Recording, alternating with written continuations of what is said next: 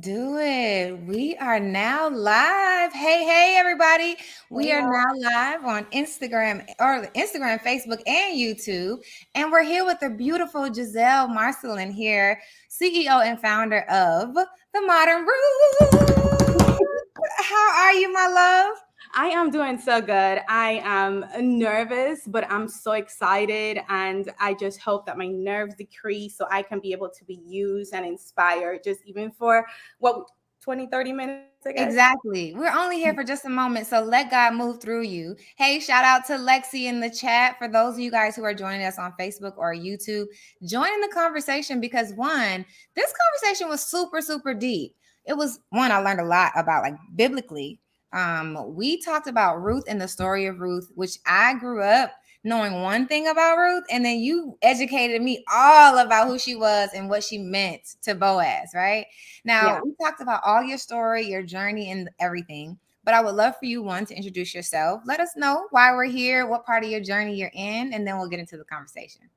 Absolutely. Well, for those of you that may or may not know me, I'm looking at both screens because, I want to show love in both places. But for those of you that may not know me, my name is Gisele and I am the owner of Modern Ruth.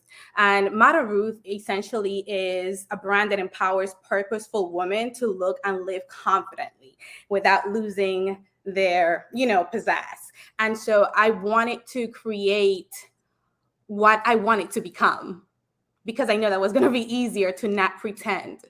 And yeah, this is where we are. So we are a clothing brand that serves women who want to, look and feel confident, but we also educate women on how to be content in singleness, which was Ruth at the time. Come on, content and singleness. Now, you just dropped the whole bomb on us because I think that as of late, that is the topic. And I think that's the energy in this space. And so, one, women being content in their singleness. What is some of the things that means when as it relates to like the modern Ruth? Like, does a woman or a person, right? Mhm. Specifically women, be content with their singleness as it relates to where they are right now? Well, that is a journey that I've walked through. And I love how God has shown me because I remember I was in a time where um, I wanted to hold off on certain things that I wanted to do because, I wanted to wait for my husband. So I wanted to wait on my husband to go to Paris. I wanted to wait on my husband to purchase a home. I wanted to wait on my husband to do a lot of things. And needless to say, it wasn't like my husband was coming next month. And I still don't know when that date is going to be. But I would say this, that I got to a space where I'm like, man, I feel like the reason why I'm not living in my fullness and not being so content in my singleness is because I'm holding off and pausing in the things that I really want and my heart desires. And with that, I started thinking of the things that I wanted to do with my husband. And I made a decision that I was going to do it without my husband, regardless of whether he was here or not. So I went to Paris. I purchased a home. I started the business. And now I can attest and I feel super confident in saying like, okay, I'm feeling myself. I'm good here. Not that I desire to be single for the rest of my life, but I'm definitely a lot more embracing this season that I'm in for sure. Let's go. Do y'all feel the fire? For those of you guys who are watching, then you understand why I got super excited when this woman was talking through her story. Literally, tell us a little bit about where you're from, because when I'm listening, I have a couple questions, but I want everybody to know, who is this woman that we're standing in front of? Where does she come from, and what did she actually do before she took this leap into this big purpose? Oh, that is such a good question. And I think that's where this is why I'm so passionate about Modern Ruth, because Ruth was an immigrant. She migrated from Moab to this new country where nobody knew who she was. Dismissing her biggest desires of being married to pursue and just become and work hard and serve people and love people that she doesn't even know. Being in a place that's completely uncomfortable. And that's what I aspire to be when I ask God, like, show me how to really navigate in this season. Ruth was definitely that person for me because I know that it wasn't easy for her. So me being an immigrant, my mother was an immigrant, my brother, sister, my father was an immigrant. I don't think I have any family members that are not, they're either an immigrant or they're still in a third world country. So I can relate so much to Ruth. So I migrated from Dominican Republic to St. Thomas. From St. Thomas, I came to to Atlanta, Georgia. And that's where my journey began as the modern Ruth. The modern Ruth. Now, those of you guys who know me, I am a lifelong learner. She taught me a couple of things, so I'm gonna test my knowledge, and you correct me. So, I'm already forgetting part of the story, but I do know Ruth was the daughter of. She was the daughter-in-law of Naomi. Daughter-in-law of Naomi, and Naomi became a widow. And in the land that they were in, it wasn't really going to be conducive for them to stay where they were in Moab, right? Okay. So I'm working. I'm testing my knowledge. Okay, so say Naomi is like, listen, y'all go ahead and leave me, right? Because this is just not going to be good for you guys as single ladies. Listen, if you really want, if you know what's good for you, then leave me. And then Ruth is like, no, I am loyal to you. I'm loyal to this family, and I'm going to stay. I'm going to work, and I'm going to be the woman that I know I can be wherever we are, right?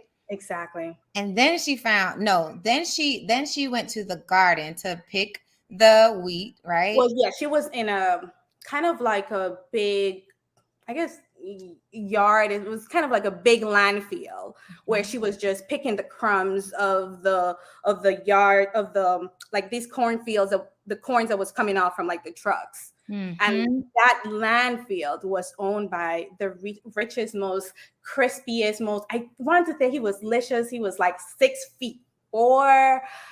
He had all his stuff together.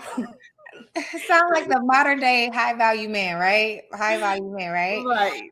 And so Boaz notices her, and she, because of her loyalty to the family, knew that Boaz being able to bring her in because of through kinship, right? He could bring their family back to justice. So long story short, through her own work ethic, through her own values, through her loyalty, she was able to restore the value of the family. Did I get that right? You got it real good. Come on, y'all. We had this conversation about 2 years ago. Don't really. Listen, Gisele taught me so much, and she helped me understand the value of hard work, loyalty, the values that women have as a modern woman, and I love it.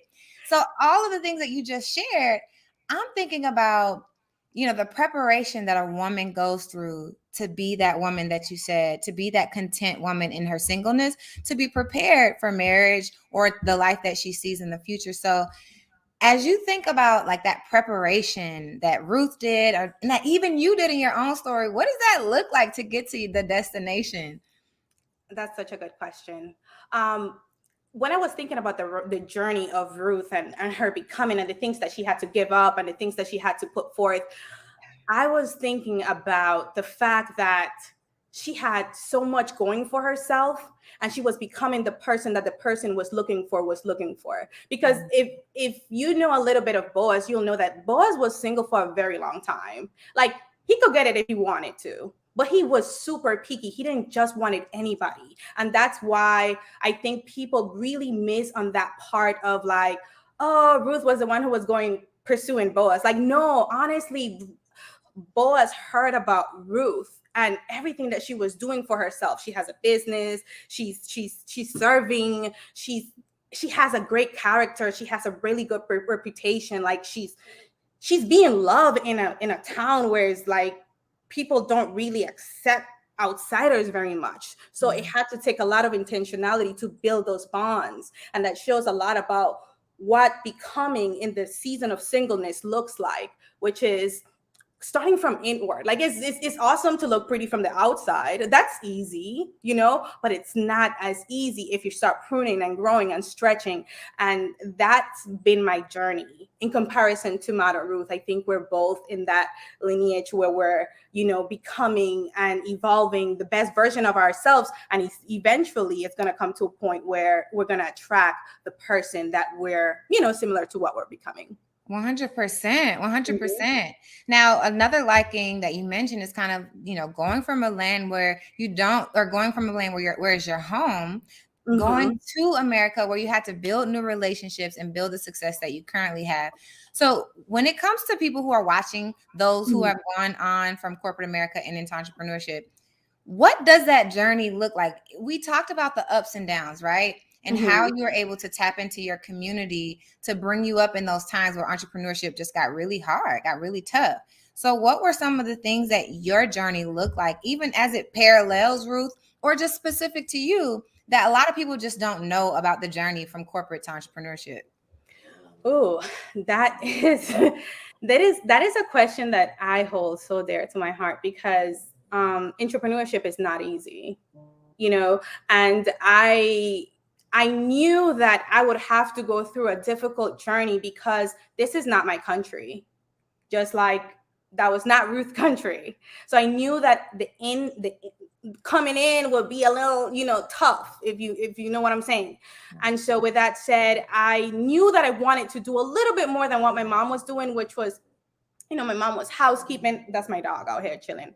Hey, But boo. um, my mom was, doing housekeeping, and immigrants have a tendency of picking up what's easy, which is housekeeping. Like, this is what I'm about to do real quick. You know what I mean? Mhm. And so I wanted to do a little bit more than that. I definitely wanted to make my mom proud. That's for one. I want to retire her at some point. So I knew that housekeeping won't do it.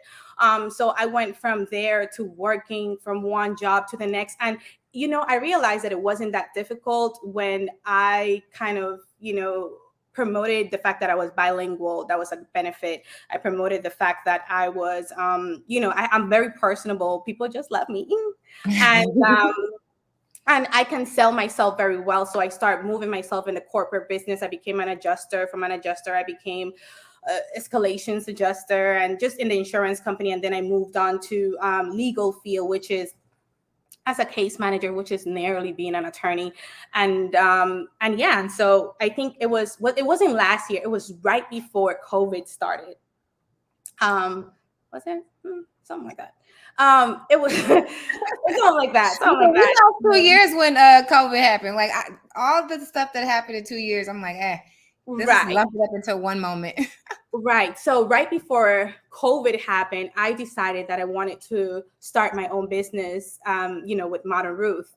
And when I tell you that was not easy, it was really not easy, because I had to come up with money that I didn't have. In addition to that, I had to buy clothes, and people would be like, when is more clothes coming? Are you having new arrivals? And I'm like, wait, I need you to buy so I can get more money so that I can sell more clothes. And so then I had to start picking up different side jobs, like nannying, I was doing Uber. I was doing, All the things. then I started doing Airbnb, renting a room in my Mhm. spot. And I started doing Pure Space, Turo, property management, just so I can feed my business. Yeah. And it's not gonna, it was hard. It was hard. Yeah, reinvesting back into the business, especially when you leave corporate and you don't necessarily have like the footing. First of all, you left one uncharted territory into the next uncharted territory, into the next uncharted territory, which is entrepreneurship. And that Right. reinvestment back into your business, a lot of times we don't necessarily have the habits built up yet as individuals to know that that's even a thing.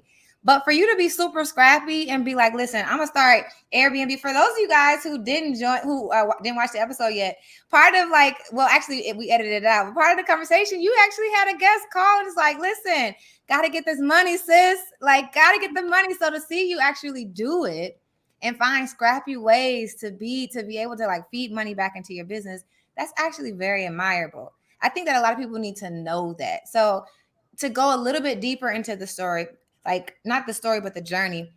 Though I actually just talked to someone who wanted to start a fashion line. And it's funny that I'm having this conversation with you now, because if you could look back to like before you left the law firm, it was the law firm, right? That was your last role. Yeah. If you could look back to that time, what would you have told yourself about preparing for the journey ahead? Man, there was a lot of things that I was excited about, but there's a lot of things I didn't write down. So I was so much driven by my passion, but there's a lot of things I didn't have discipline on. And I think I didn't have the mentality that I would have to work even harder for myself. It's like going on survival mode before I can smooth into my business. And I wish I would have talked myself into being a little bit more disciplined, educating myself more about the things that I did not like to do, like marketing. Okay, because marketing is a monster. I mean, like, I have to learn Facebook ads. I had to build my own website. Yes. Okay. YouTube became my best friend. And then understanding that it would be okay. It's going to be okay that you're going to lose some friends, because everybody wants you to show up everywhere and you cannot. You have to choose whether you want to starve this so that this can live, or feed that so that this can live. And you can't have both. And so I had to make a conscious decision, not just once, every day.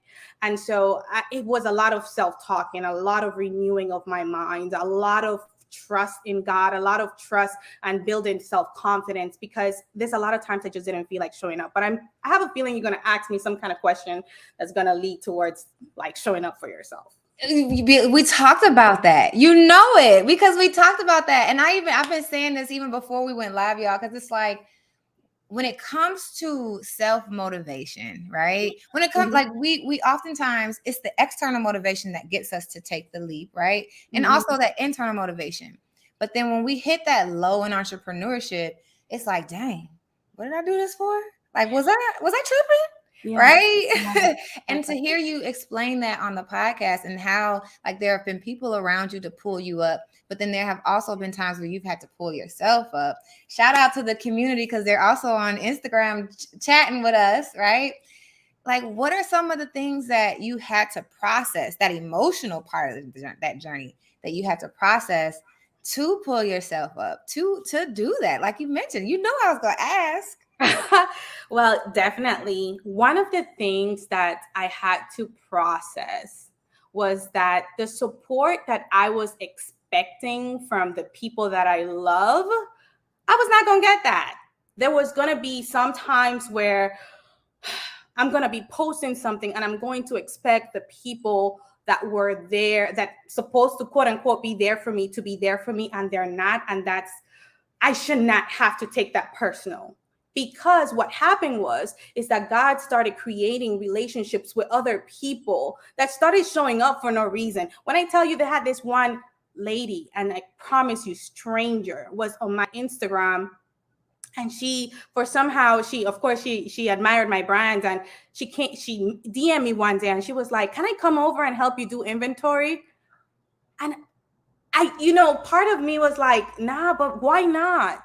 This is really God showing me that no matter who you think is not going to show up, I will still have the resources for you. You don't need who you think you need, because then they're going to take the credit. Now I can give God the credit, because they can't, you know what I mean?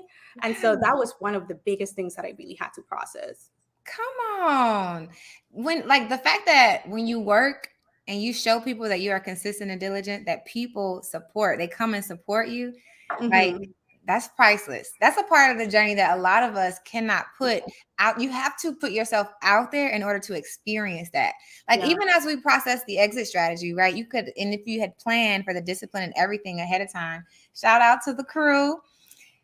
There's still that part where you had to like lean on your own faith and allow people to come and support you, just like Boaz did for Ruth. Like, she didn't plan that. Right? Yeah. She didn't plan what exactly? That Boaz would see her and notice her. Yeah, no, right? That setup came real nice. That setup came real nice. And yes, essentially, I through my journey, in order for me to even continue to succeed, I have to get completely close to God, because there's something internally that's going to have to come out of me, and that is supposed to be genuine, that's supposed to be very authentic, and I can't even fake it. Like, you can't fake success, you can't fake wanting to. It's literally renewing of your mind. And so I'm like, okay, God, I don't feel like it, but please give me strength, give me the confidence. I know I don't even like to talk in public, so this is really not even my thing. And for some reason, it's like the only way that I've been able to show up is having to be dependent on God, because honestly, I ask me to do it, I'm like, nah, I'm good, love. But because of God, I'm more than enough. Yes, that's where faith over fear comes into the picture. That Right. literally is coming up to the top of my mind, faith over fear. And Mhm. as you're here right now, I'm thinking about the tangibles, right? So there's that faith piece, and 100%, like, if you know this woman, like I told you, I saw how I learned about the Bible through, like, about the story through this moment. But then also, as we think about like the tangibles, you started a clothing brand, right? So you were sitting in your cubicle and you were designing your future. And if we may, you're currently in one of your own pieces. Could you show us today just a little bit? Let me show you guys what's up. Yes. Now, what do you have on right now before we get into Okay. the rest? This is Come on. like one of my favorite pieces. This is a set.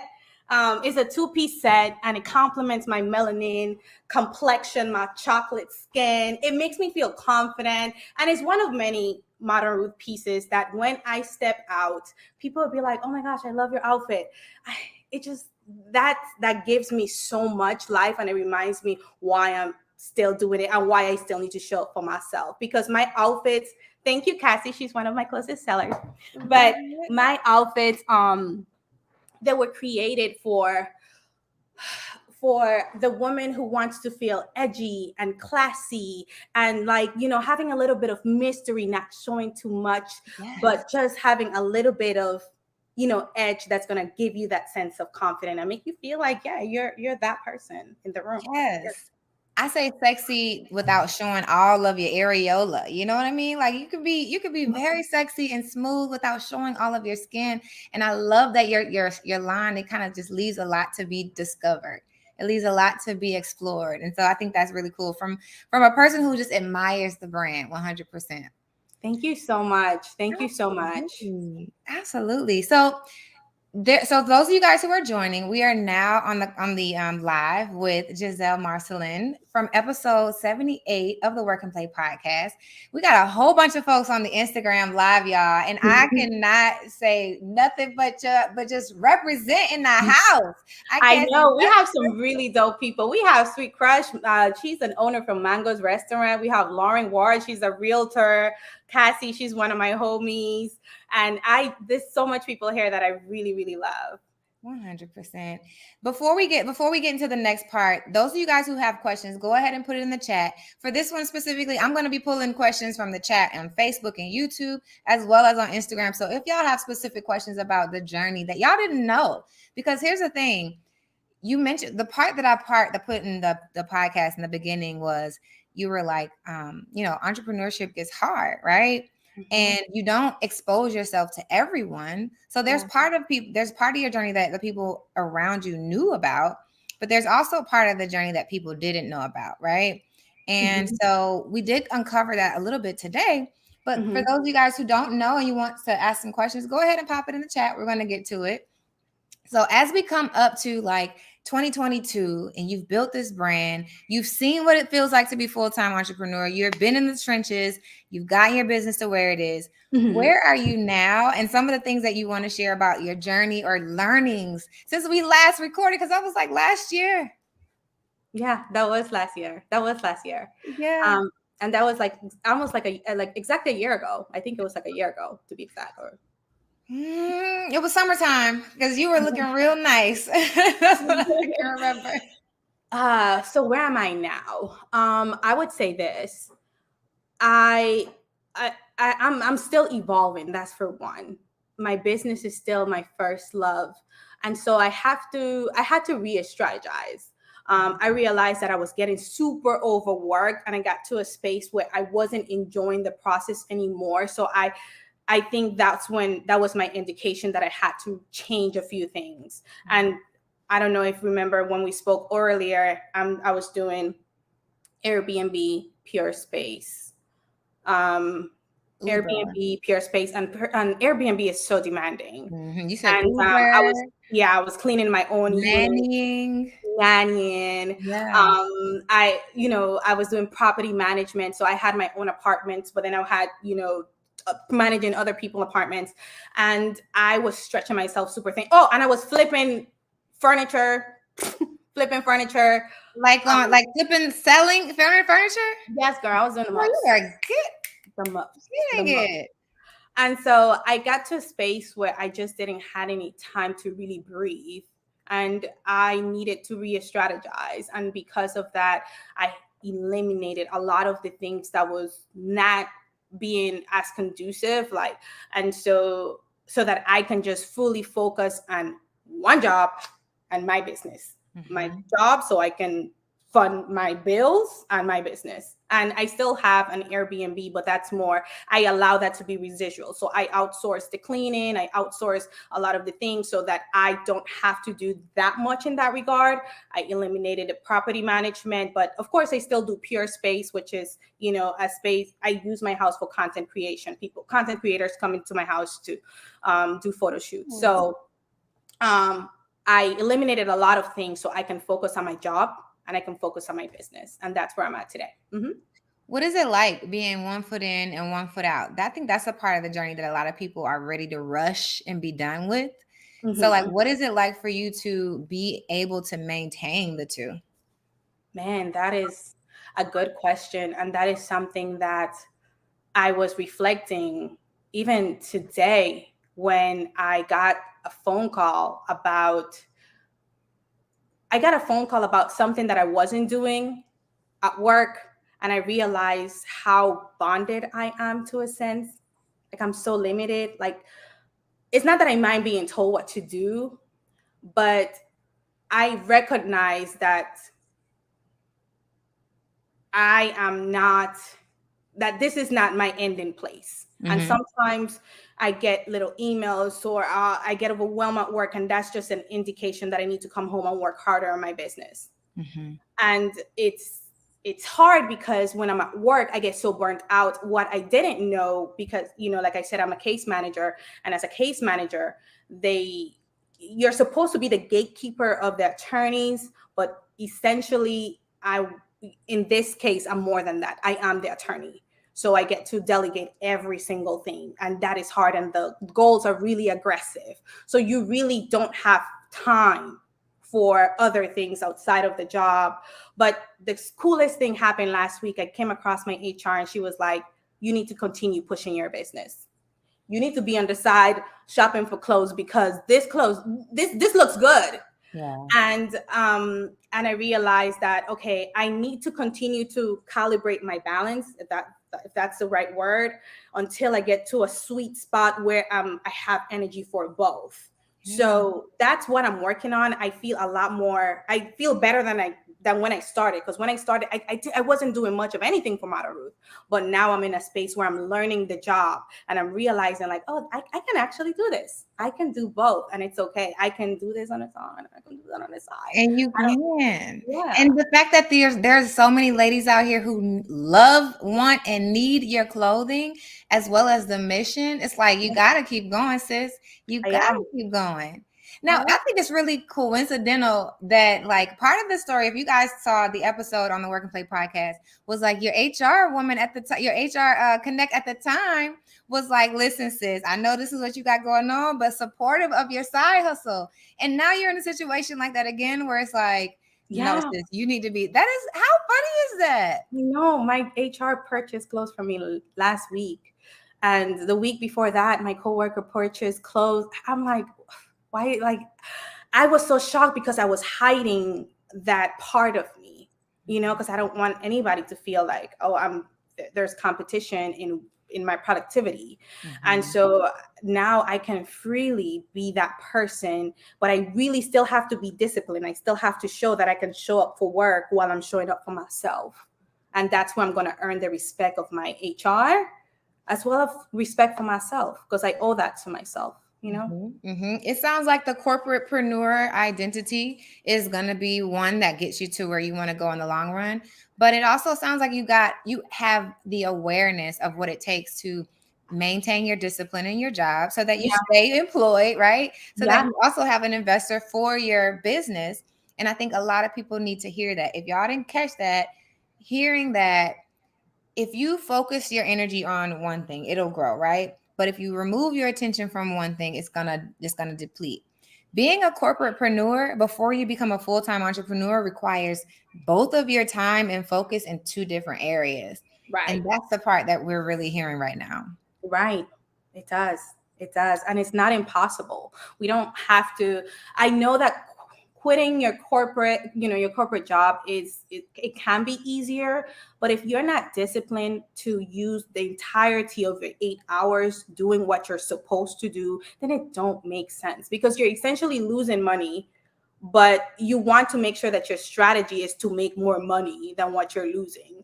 And so sometimes it sounds good to quit your job because now you can fully go on your business, but then you realize that there is a habit that you haven't developed, right?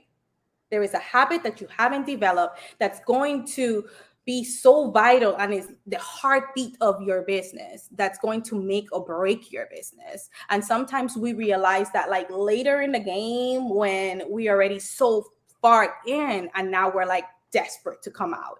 And I'm going to be honest. I saw myself going down to that hold, and I picked myself up before it happened. I could have continued to cruise on without a job, but I realized that this wasn't working. And sometimes that is also okay. If it's not working, it's not working. Try something else. You know what Try I mean? something else. Mhm. I love it. Listen, thank you so much, Gisele, for joining us today. I enjoyed your story. I enjoyed learning from you. I enjoyed getting some of the vibes too. You got me feeling all nice and stuff. I got to pick out Okay. one of Yes. your outfits. Yes. And for those of you guys who did watch the episode, all you got to do is go to the description in the link of the actual episode for a discount code specifically for your special piece, something that you like from Modern Ruth. Listen, I thought it was super generous that you would even do that. So for you guys to go ahead and watch the episode, go to the description box, grab the code Work and Play, drop that into the cart when you actually purchase. You need to get something. And you can actually put a little blazer on this little outfit that she got right there and wear it to work. For my other corporatepreneurs out there. Okay. Let's I'm doing the go. most.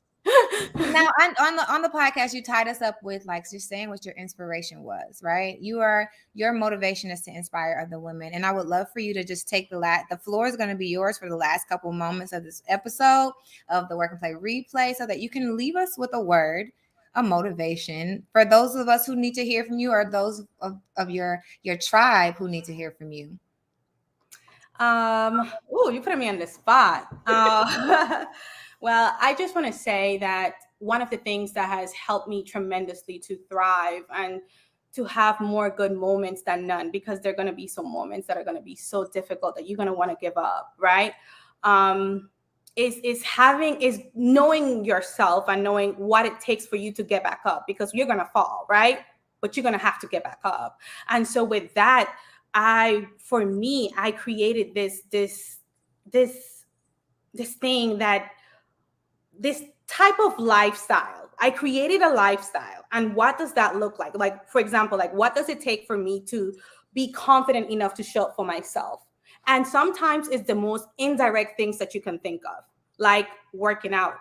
I wake up in the morning at 5 o'clock in the morning to work out. I don't feel like it, but I do it. And there's something that about waking up in the morning and working out that makes me feel like I can take on the day like nobody's business.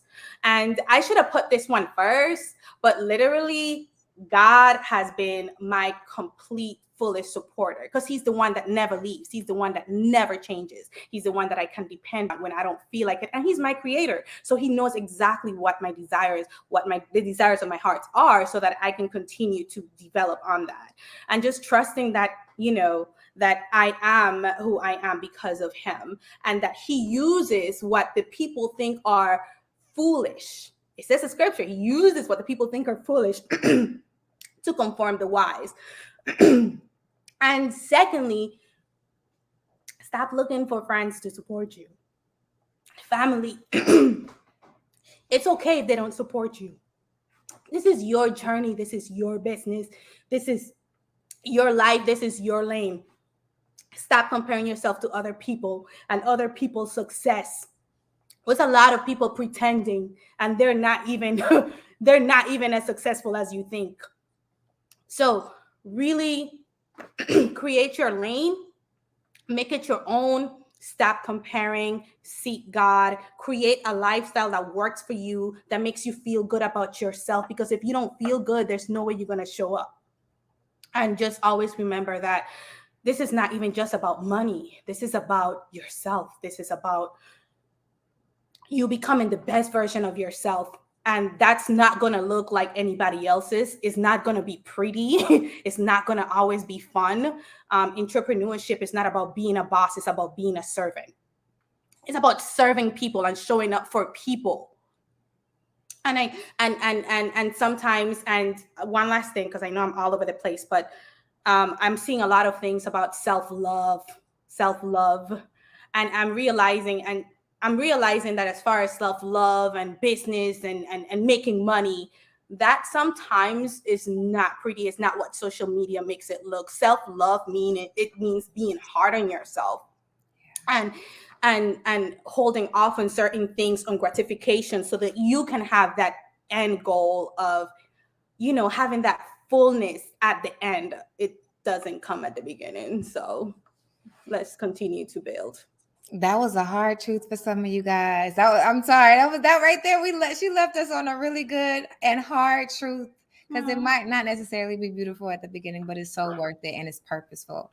Thank you so much, Gisele, for letting us in on your life on the Work and Play podcast, for serving us, right, with part of your soul in Modern Ruth, and just being who you are. You motivate me, sis. So as I was looking at your podcast, I was like, oh, this is a good little clip. Let me call her. And I love it. So, I was motivating myself, because we all need it all the time. And you motivate me, and I appreciate you for creating this platform that allow us people that are passionate about something to like give us identity, to have that voice, so that other people can hear it. Because that's one of the most selfless things I've ever seen. Because this platform, you realize that it's not even about you, it's about the people. It's not even about you, it's about the people. And it takes a huge heart for you to do that. And so I appreciate you so much, so much. And I pray that this platform of yours grows into millions. And I love you for that.